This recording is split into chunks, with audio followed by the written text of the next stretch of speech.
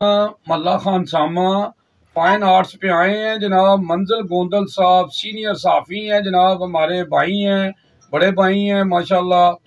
तो जनाब उनको हमने कुरान पाक गिफ्ट करना है। कुरान पाक एक ऐसी किताब है जो अल्लाह के यहाँ महफूज है और अल्लाह ने इसकी कसम दी है कि इसको कोई बदल नहीं सकता। अगर हम इस पर अमल करें तो हमारी ज़िंदगी बदल सकती है।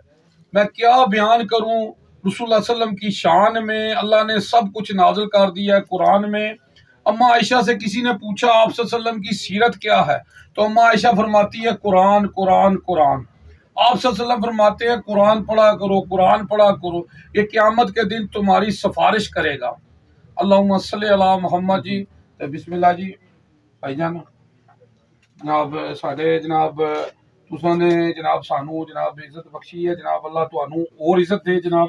बहुत शुक्रिया, बहुत शुक्रिया। हाँ जी।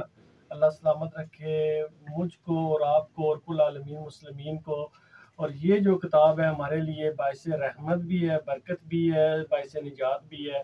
और हमारा जो मुकद्दस महीना आ रहा है नेक्स्ट जो सा आ रहा है वो रमज़ान, उसी रमज़ान में अल्लाह ताला ने हमें ये गिफ्ट अता किया। तो अल्लाह ताला हमको पढ़ने की और इस पे अमल करने की तौफीक अता फरमाए और इसके सदके कुल आलमीन मुस्लिमीन पे अपनी रहमतें नाज़िल फरमाए। बहुत शुक्रिया जावा जी आपका कि आपने मुझे इस काबिल